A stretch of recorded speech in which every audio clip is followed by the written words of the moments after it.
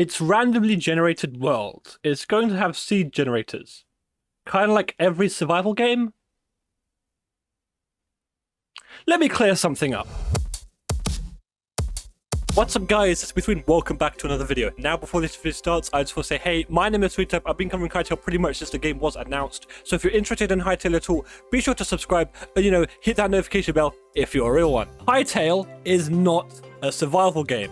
But how can I even say that? We haven't even played the goddamn game yet. I've got two pieces of evidence for this. First of all, on the website, the page that is specifically designed to describe how the game plays, it is called a role-playing game. Not a survival game, straight up a role-playing game. You play as a character and sort of in a world. My second piece of evidence is back in the Riot X Arcane video. Sean McCavity says fantasy RPG. And to take everything we love about the block game genre and combine it with our favourite parts of classic fantasy RPGs.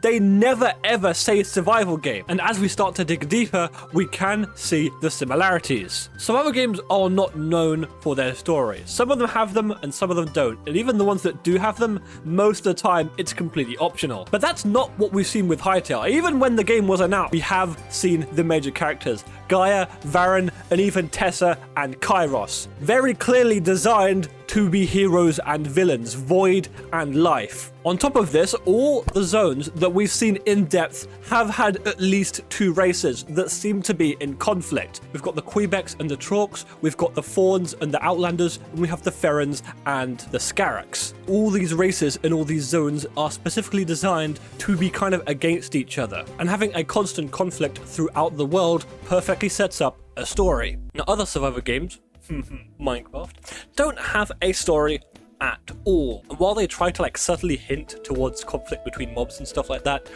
it doesn't exist. It is not an appeal when you play it. Okay, so Hytale will actually have an in-depth story. But what about gear and progression? Well, I think Hytale will have more of a focus on NPCs more than resource harvesting. A lot of games kind of have quite a lot of options. You've got resource harvesting mechanics where you can mine and gather and stuff like that, but you also got big moments that you can work towards to get big pieces of gear. And dungeons in pretty much all of these games are story moments that you can work towards completing in order to earn gear. I don't think story moments will entirely replace resource gathering. We have seen quite a large focus on this with stuff like ores and caves and a bunch of resources, as well as a lot of the weapons we've seen requiring ores to craft. I 100% think Hypixel coming from Minecraft won't want to completely remove the whole resource gathering aspect, but it won't be your only option. Now, one reason a lot of people play survival games is for the sandbox element, and especially Hypixel coming from Minecraft really has to be a major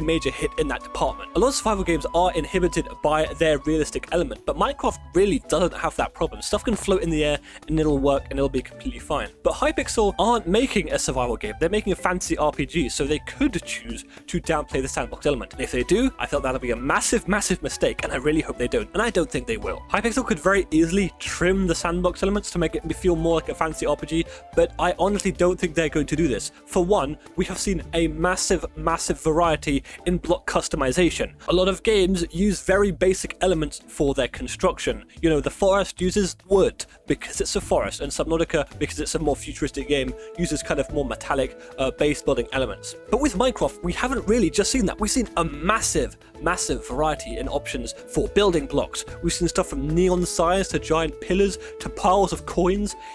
I think it's going to be absolutely insane the amount of blocks we're going to be able to work with. All of these blocks, just like Minecraft, will probably have their slab, stair, and fence forms, as well as sideways slabs, okay? These guys, they care about the sandbox elements. I don't think it's going to be dumbed down at all, and just the fact alone that we're probably going to get a much wider variety of blocks to use without having to delve into mods, I think is going to be a massive bonus for the sandbox element of the game. One thing that does kind of scare me about Hytale is whether or not it'll have a Redstone competitor. The sandbox element of Minecraft, I think, would actually be a lot worse without the Redstone element. Say you've got you spend ages building this really cool base, but you kind of have to use a basic wooden door because Redstone doesn't exist. Imagine that in Hytale. Imagine not having the option to create massive machines and stuff like that to make your stuff look really cool. If Hytale doesn't have a competitor to that system, I honestly think the sandbox element will suffer a lot more than people think. The progression in survival games is very different to fantasy RPGs. In fantasy RPGs, usually the goal is to make numbers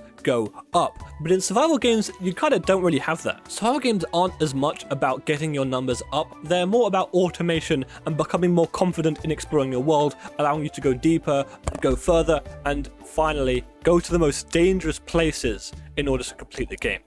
With fantasy RPGs, you don't really need that confidence because your gear just gets better. It will pretty much feel the same the entire way, as the harder stuff you get to will be scaled to your gear level if you want to take it at that time. Anyways guys, that's going to be it for today's video. I hope you did enjoy. Leave a like if you liked it, leave a dislike if you disliked it, subscribe if you're new. Thanks for watching, and tap out. Peace. Bye bye.